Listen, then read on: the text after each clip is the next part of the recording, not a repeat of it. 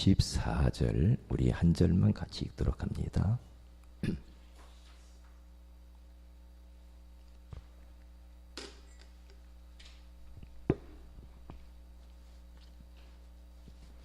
같이 읽습니다.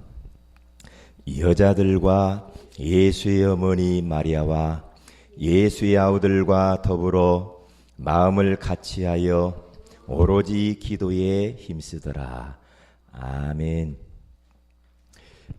오늘은 기도의 고집쟁이들이라는 제목으로 우리가 하나님의 음성을 들어야 되겠습니다. 여러분과 저는 기도만큼은 양보하면 안 되죠. 기도만큼은 여러분들이 그 누구와도 타협을 해서는 안 됩니다. 기도는 그리스도인의 생명과 같고 생명줄과 같기 때문에 기도는 우리가 기필코 고집을 부려야 되는 것이다. 그래서 기도의 고집쟁이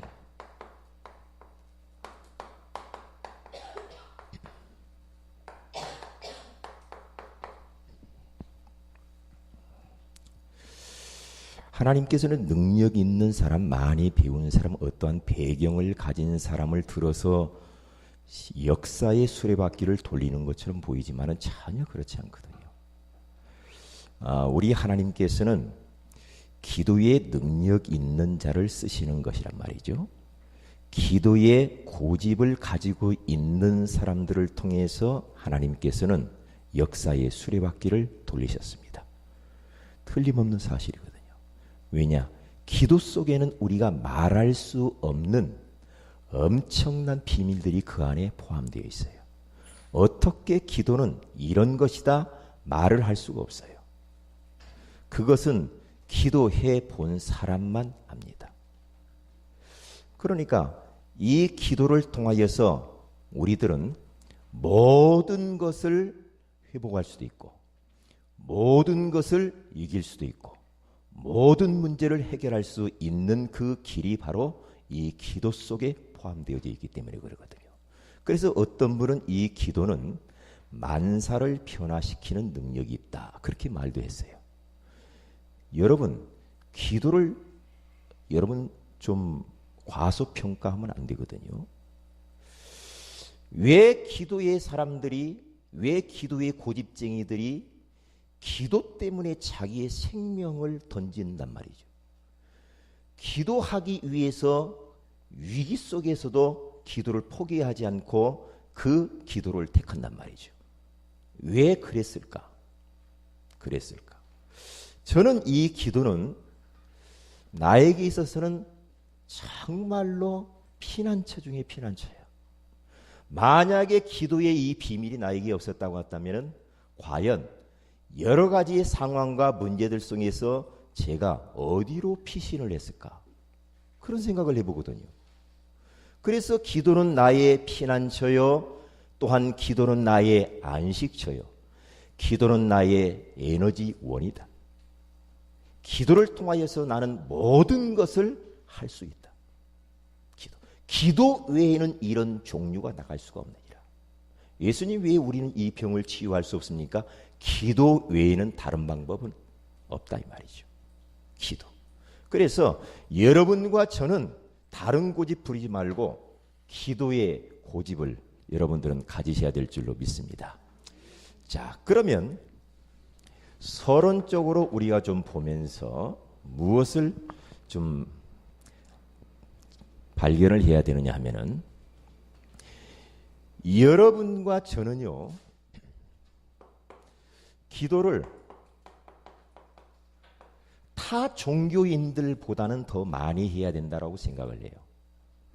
그래서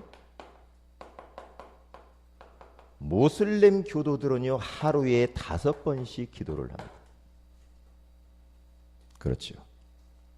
아침, 점심, 저녁 그 사이사이 계속해서 알라신에게 기도를 해요. 그러니까 귀신을 섬기는데도 지구 3분의 2를 갖다가 장악을 했단 말이죠. 굉장하지 않습니까? 매일 모여가지고 그들이 기도를 하고 있는데 그게 바로 뭐냐면 뉴에이지 단체다. 엄청난 영적인 체험을 시키면서 지금 사람들을 현혹해 가고 있단 말이죠. 유대인들의 그 기도.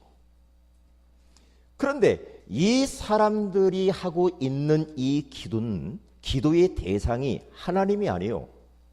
귀신 섬기는 것임에도 불구하고 많은 역사를 일으켰다는 말이죠.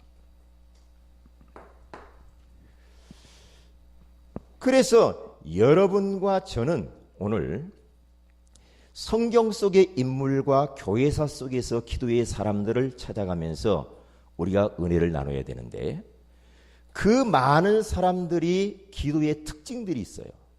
많은 특징들이 있는데 우리에게 있어서 기도를 하고 싶은데 뭐가 있느냐 하면은 기도의 방해 요소들이 많단 말이죠. 아, 그래, 기도가 중요하구나, 기도해야지 했는데 갑자기 사람이 찾아와요. 갑자기 전화가 옵니다. 기도 좀 하려고 하는데 갑자기 드라마 시간이 온단 말이죠. 참 희한하지. 갑자기 기도 좀 하려고 하는데 자꾸만 이 게임하고 싶은 충동이 일어난단 말이죠.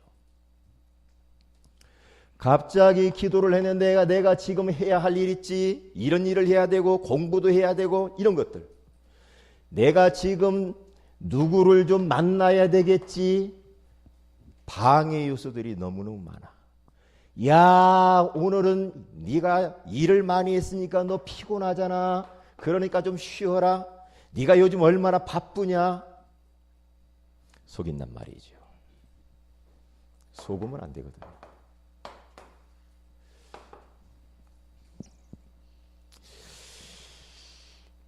그래서 기도라고 하는 이것은요, 굉장한 건데 문제가 생길 때마다 여러분들은 기도로 그것을 소화를 시켜야 되고 문제가 없을 때에도 기도로 소화를 시켜야 되죠.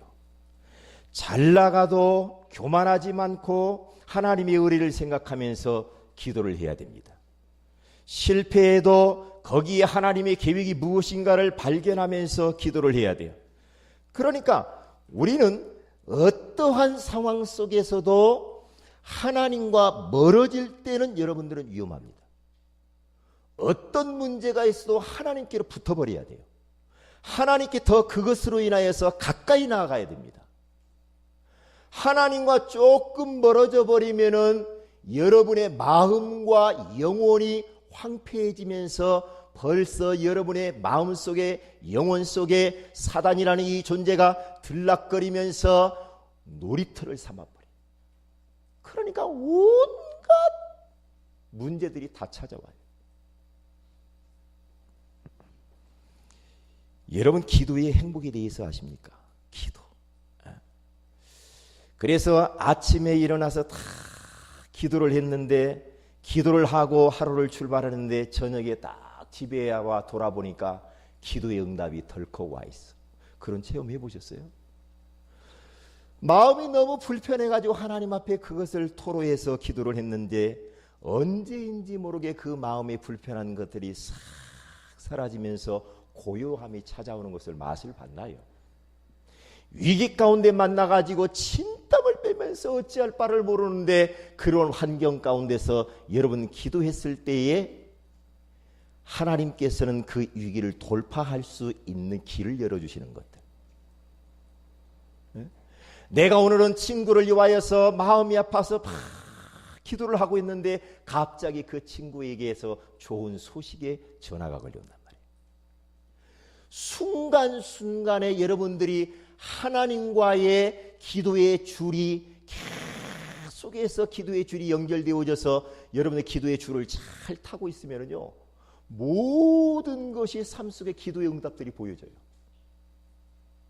이게 하나님과의 기도의 관계가 계속 유지되어져 가는 것들이 얼마나 중요하냐 이 말이에요. 이게요.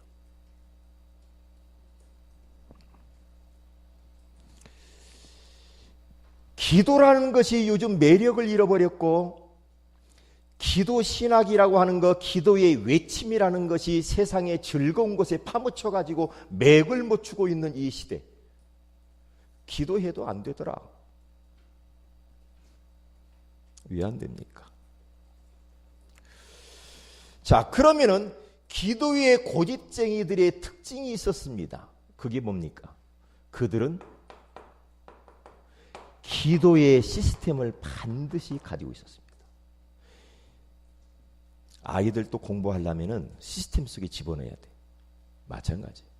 우리들도 신앙생활하는 데 있어요. 시스템 속에 딱 나를 갖다 집어넣어야 내가 신앙생활을 잘 할 수 있어요. 마찬가지. 기도의 고집쟁이들을 딱 보니까요, 그들에게 뭐가 독특하게 있었느냐 하면은 기도의 시스템을 가지고 있었다는 거죠.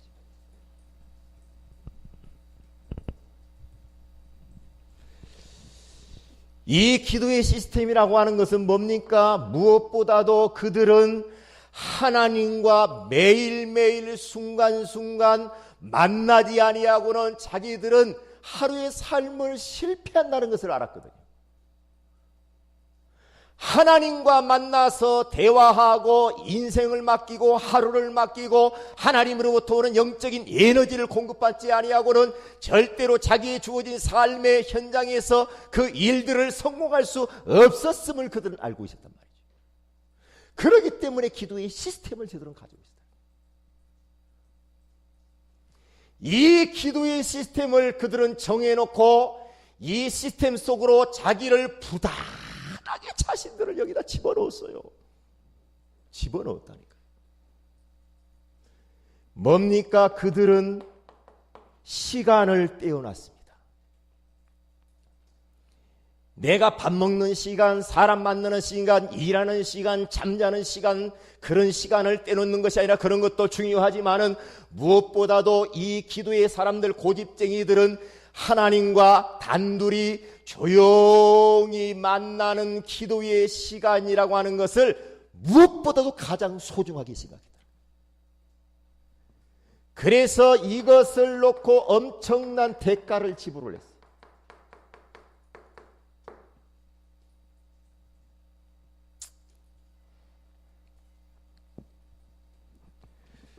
그래서 다니엘서 6장 10절에 가서 보니까 다니엘이라고 하는 사람은 포로 중에 있음에도 불구하고 그는 하나님 앞에 딱 기도의 시스템을 정했습니다.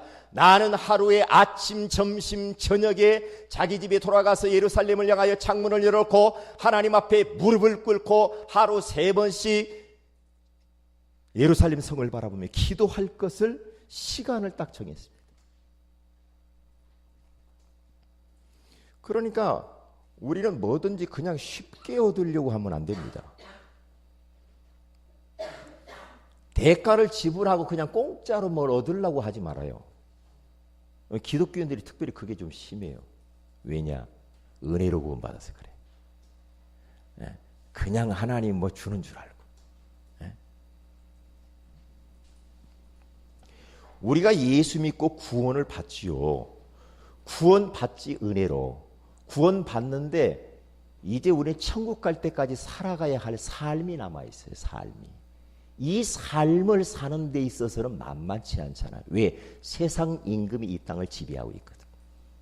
많은 문제와 사건과 원치 않는 일들이 터진단 말이에요.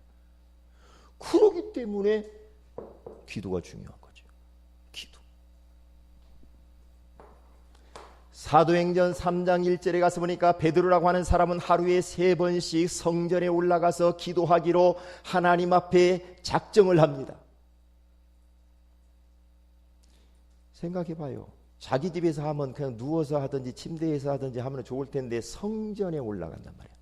매일 하루 3번씩 성전에.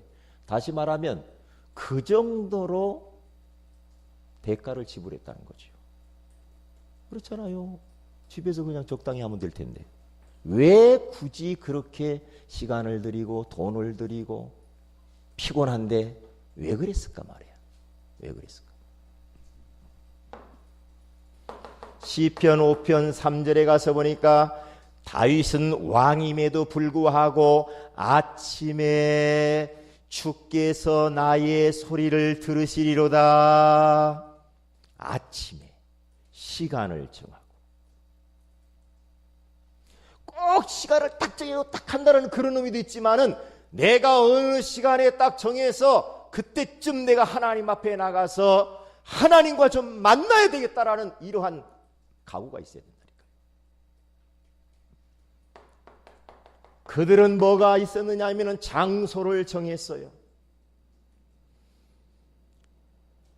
그냥 아무 데서나 기도하는 것도 중요하지만은 우리는 어느 정도 기도의 장소를 정하는 것은 너무나도 중요합니다.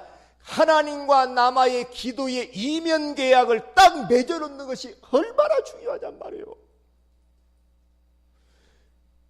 이렇게 딱 정해놓고 하나님, 내가 오늘 하루 언제 어느 장소에서 하나님을 내가 만나기를 원합니다 라고 다 시스템을 세우는 겁니다. 그러면 하나님께서 그 시간에 벌써 나보다도 그 자리 그 장소에 가셔서 우리 하나님께서는 우리의 기도를 들으시려고 기다리신다는 말이죠. 얼마나 감사하냐. 장소 나름대로 한번 정해보세요.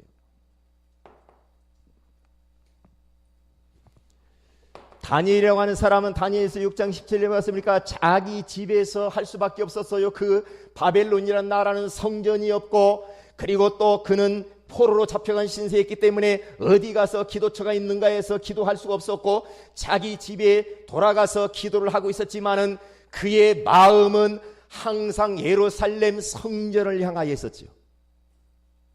창문을 예루살렘 향으로 향하여서 다 보고 기도하는.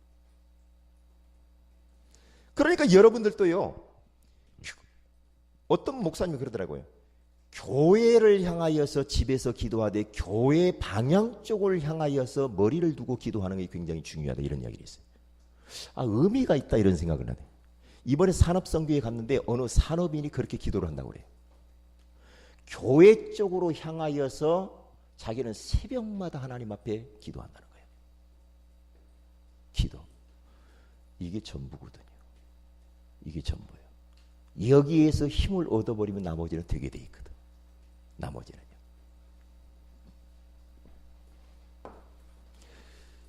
사도행전 3장 1절에 가서 보니까 그는 성전에 올라가서 베드로가 기도하잖아요.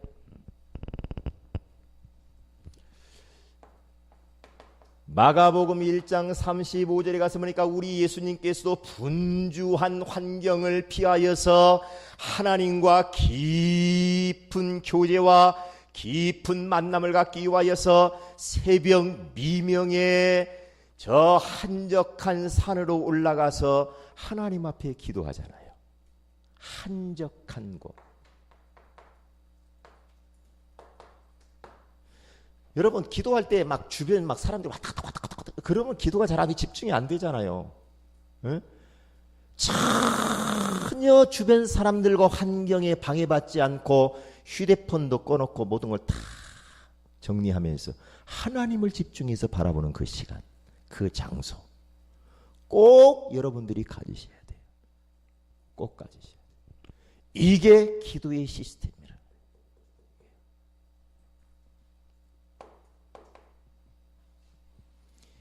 기도할 때 우리의 자세가 얼마나 중요합니까? 믿음의 사람들 보세요. 그들은 무릎을 꿇고 하나님 앞에 기도합니다. 그들은 무릎을 꿇고만 아니라 무릎 사이에다가 머리를 박고 기도합니다. 벌써 기도하는 사람들 보면은요, 기도를 그냥 적당히 하지 않았다니까요. 얼마나 하나님 앞에 간절하게 기도했는지 몰라요. 여러분, 우리가 그냥 대충 하는 거하고 기도를 진짜 마음을 담고 하나님 앞에 간절하게 하는 거하고 다릅니다. 달라. 성령의 역사가 다르더라고요. 저는요.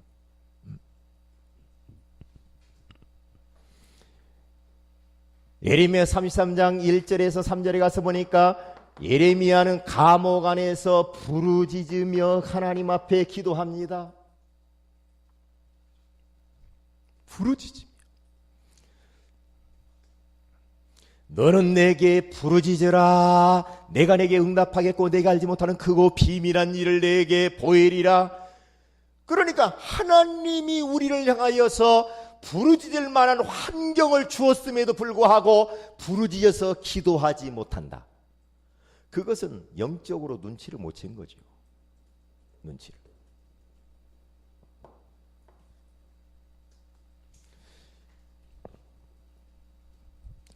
그러면서 때로는 조용히 묵상하면서 기도를 하는 것도 있어요. 기도의 자세. 어떤 사람은 찬양을 통하여서 찬양하면서 악기를 다루면서 하나님 앞에 탁 찬양하며 기도하는 거예요. 얼마나 좋겠습니까? 에?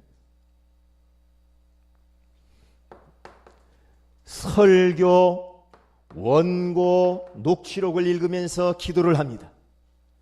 이런 분들이 많아요. 녹취록을 가지고 그대로 읽는 겁니다. 읽으면서 막 기도를 하는 사람. 그러면요, 주일날 있었던 그 예배 분위기가 그대로 살아온다는 거예요. 설교 녹취록 해놨잖아요. 그것 보고 읽는 거예요. 계속 읽으면요, 하나님의 성령께서 강하게 역사합니다. 해보시라니까요. 읽어보시라고요. 이게 우리가 영적으로 회복할 수 있는 길이 많은데도 불구하고 왜 나는 영적으로 이렇게 맥이 없을까? 이런 사람들이 있단 말이죠. 다 속는 겁니다. 안 해서 그래요.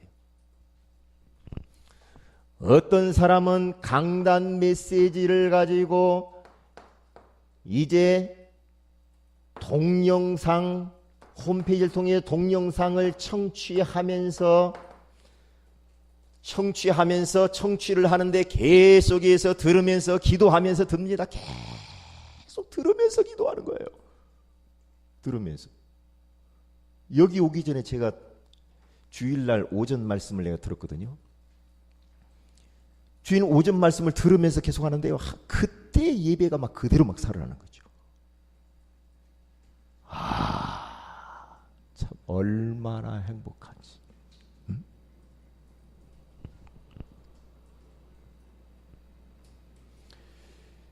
그럴 때마다 하나님께서는 굉장한 은혜와 감동과 하나님의 성령의 역사를 경험하게 하는지.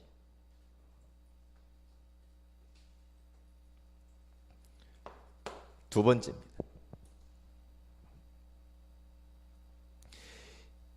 그러면 기도의 고집쟁이들을 한번 보십시다. 성경 속에 기도의 고집쟁이.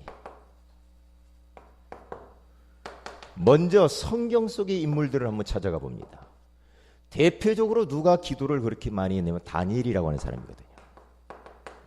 나는 다른 사람도 중요하지만 다니엘이라고 하는 사람은 기도에 뭔가 알았다, 이 말은. 이분은 기도에 엄청난 어떤 힘을 알았어요. 자기가 지금 이 시간에 기도를 하면은 사자밥이 돼요. 사자밥이 됨에도 불구하고 기도에 고집을 부리는 겁니다. 쉽지 않죠. 죽인다는데 기도해요.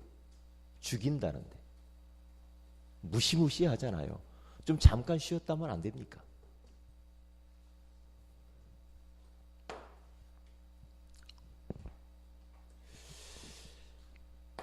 시편 5편 3절에 가서 보면은 다윗이라고 하는 이 사람은 왕임에도 불구하고 새벽에 하나님 앞에 나아가서 기도하는 거 보세요. 그러니까 주님을 얼마나 사모하고 사랑을 했으면 주님을 만나 뵙고 싶어가지고.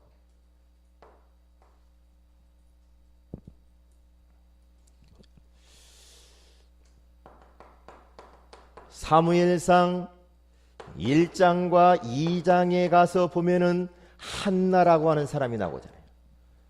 한나라고 하는 이 사람은 얼마나 성전에 올라가서 하나님 앞에 기도했는지 엘리 제사장이 볼 때 술 취한 것처럼 그렇게 기도를 했다고 하죠. 한나의 기도. 사도행전 16장에 가서 보면은 19절에서 34절에 바울과 실라는 감옥에 갇혔음에도 불구하고 그 안에서 원망, 불평, 짜증을 내는 것이 아니라 기도의 고집을 부리는 겁니다. 기도하고 찬송하고 기도하고 찬송하고 계속해서 그렇게 하게 되어지니까 땅이 옥토가 움직이고 그리고 착고가 풀어지고 감옥문이 열리고 그러면서 그 간수쟁이와 그의 가족들이 하나님 앞에 돌아오는 역사가 일어난단 말이죠.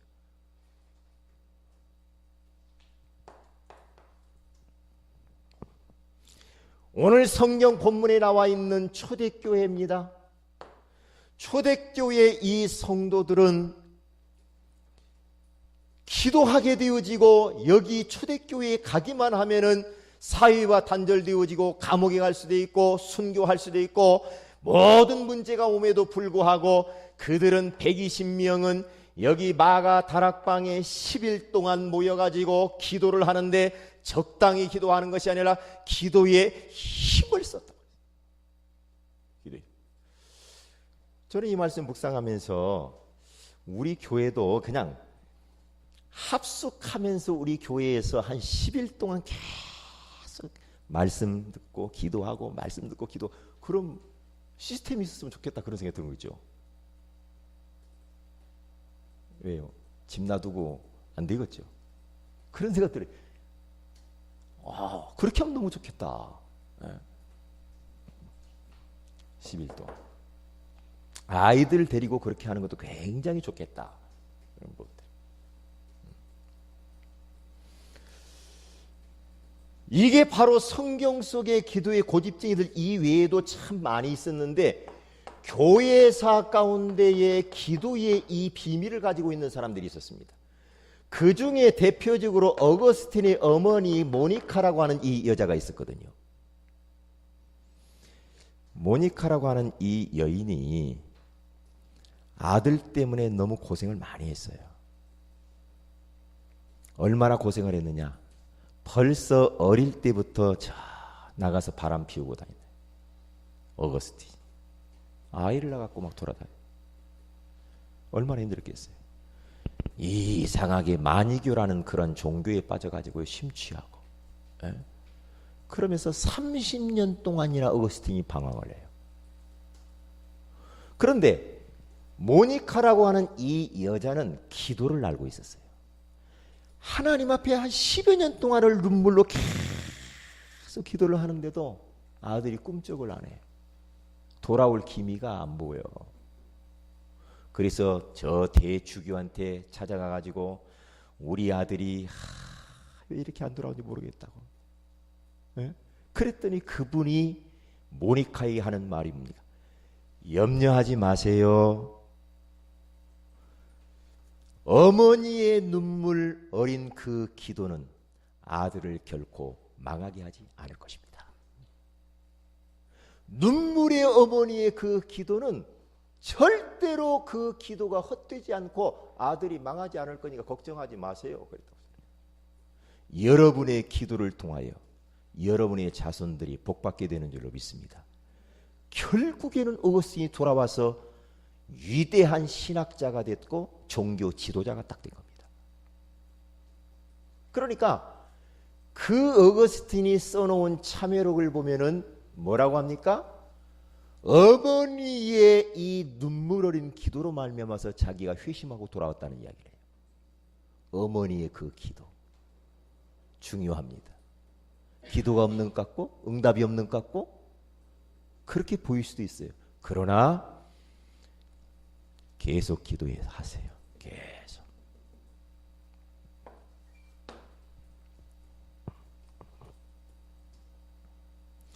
마틴 루터라고 하는 이 사람은 기도를 매일 하루에 3시간씩 했다고 하지 않습니까? 기도를 많이 하냐 적게 하냐, 뭐 기도 많이 한다고 뭐 믿음이 좋은가요? 그렇게 이야기하는 사람이 있어요. 물론 그건 아니지만은 그래도 기도하는 것과 그 사람의 믿음의 분량하고는 비례합니다. 여러분들은 기도 시간을 늘려가야 돼요. 저는 그렇게 이야기하고 싶거든요. 기도에 다른 것은 줄여도 기도의 시간은 점점 늘려가야 돼요. 해보세요. 기도 시간이 금방 가버려요. 금방 간다니까요. 잠깐에 1시간, 2시간이 가버려야 돼. 기도가요. 해보라니까요. 누터. 그러니까 누터도 그렇고 누터 부인도 기도의 사람이었다는 거예요. 기도. 길선주 목사님이라고 하는 새벽 기도를 처음 만들었던 이분인데, 이분은 원래 불교인이어서 불교에 가서 새벽마다 예불을 드리던 습관이 있어가지고 그가 회심하고 난 뒤에 기독교로 개종을 하고 난 뒤에 우리도 하나님 앞에 새벽에 기도하면 좋겠구나 해서 길선주 목사님이 새벽 기도를 만들잖아요. 그래서 새벽 기도 운동이 한국 강토를 완전히 점령을 해버려요. 어마어마한 새벽 기도 운동이 일어난 거예요. 저는 참 다행인 것이, 제가 예수 딱 어릴 때 믿고 난 이후에 뭘 딱 하나 배웠느냐 하면은, 어린 나이에 너무나 환경이 안 좋았거든요. 너무 환경이 안 좋았고 의지할 만한 곳이 없었어요. 그래서 뭘 하겠냐? 기도했거든요. 새벽에 가서 기도해요. 그리고 밤에 기도하고. 그냥 뭔지 모르게 했어요. 뭔지 모르게. 너무너무 힘들어가지고. 너무 힘들어. 그런데 그게 나에게는 은혜예요. 뭔가 모르게 저한테 어떤 기도의 감각들이 생기기 시작해요. 기도의 감각이 생겼어요. 기도가 이런 거구나. 기도가. 그래서 청년 때도 기도하고, 딱 결혼하기 전에 연애 시절에도 계속해서 기도하고, 새벽 기도하고, 암송하고, 새벽 기도하고, 암송하고, 만나서 결혼을 딱 하는데 결혼하면서부터도 계속 새벽 예배. 새벽에. 직장 가요. 직장 가는데 피곤해요. 졸려요. 그래도 새벽에 가서 기도하는. 왜? 기도하지 않을 수가 없었어요. 밤에 돌아오면 같이 끌어안고 울고 기도하고. 기도를 통해서 내가 살아남았다니까요. 기도를 통해서. 그래서 지금 하나님께서는 이 시대에 이 기도의 고집쟁이들을 찾으시고 계시는 겁니다. 기도의 고집쟁이들.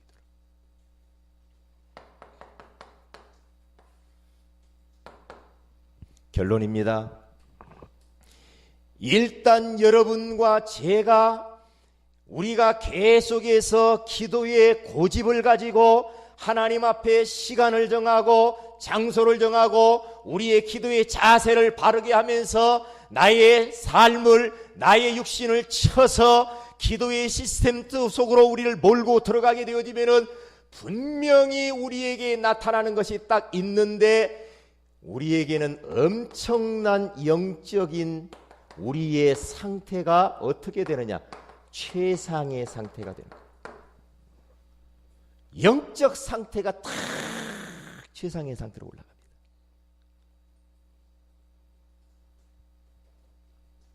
그러면 내 영적인 상태가 최상의 상태로 올라가기만 하면은 그때부터는 다른 것은 별로 중요하지 않아요. 중요하지 않아. 어마어마한 영적인 여기에서 힘이 딱 생기거든요. 왜 생깁니까? 하나님의 성령의 기름 부으심이 임하게 되어 있습니다. 위로부터 오는, 외부로부터 내려오는 이 성령의 기름 부으심, 이게 우리에게 딱 임하게 되어 있어요.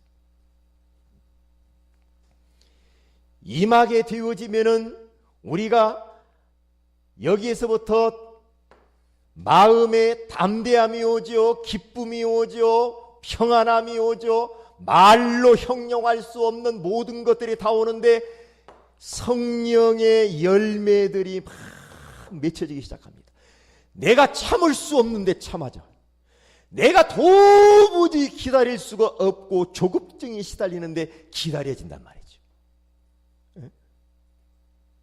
양보하게 되어지고 착한 일 하고 싶고 자비롭고 싶고 막 어떤 일에 내가 충성하고 싶고 복음을 위하여서 생명을 던지고 싶고 이런 것들이 막 생겨지게 되는 거죠. 성령께서 기름 부으심이 임합니다. 그 다음에 하나님의 축복의 문들이 여기서부터 열리기 시작해요. 모든 문들이 열리게 돼요.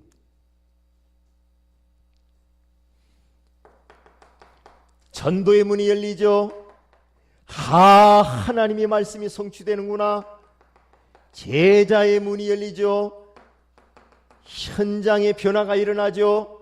그 다음에 선교의 막 문이 열려. 문들이 막 열려지기 시작해요. 왜? 기도의 고집쟁이들을 통하여서 말입니다.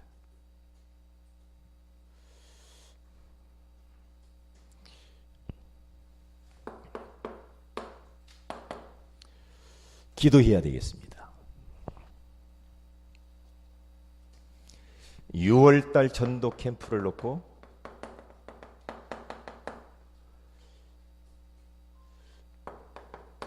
일시, 장소, 주제를 놓고 하는데 이번에는 지교회별로 돌아가면서 캠프를 하는 게 좋겠다.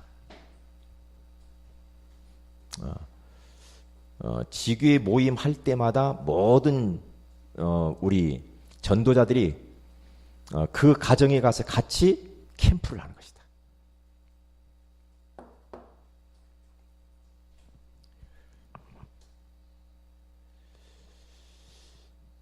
그 다음에 우리가 기도해야 될 것은 강단 메시지를 여러분들이 놓치지 말고 기도하세요. 꼭 붙들고 기도하셔야 됩니다. 강단은 한 주간 동안 우리가 응답받아야 됩니다.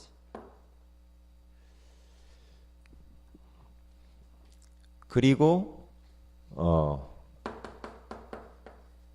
산업인들을 놓고 기도하되 특별히 새롭게 시작한 킴스 로직스라고 하는 우리 김상구 안주수 입사님이 시작한 이 사업을 놓고 기도해 주시기를 바라고요. 새로운 로마서 16장의 사람인들이 일어나기 위해서 기도해 주시고 현중이를 놓고 기도해 주세요. 지금 국토대장정에 가 있는데 정말로 이번에 저의 인생에 놀라운 변화를 가져올 수 있도록 위해서 기도하시길 바랍니다. 영적인 체험을 놓고도 기도해 주시고 그리고 다섯 번째로 고 3학년 우리 애나와 현지를 놓고 기도하시고 중국 선교회를 놓고 기도해 주시길 바랍니다.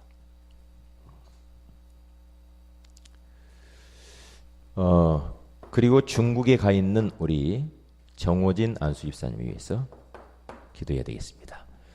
우리 다 같이 한번 기도합니다.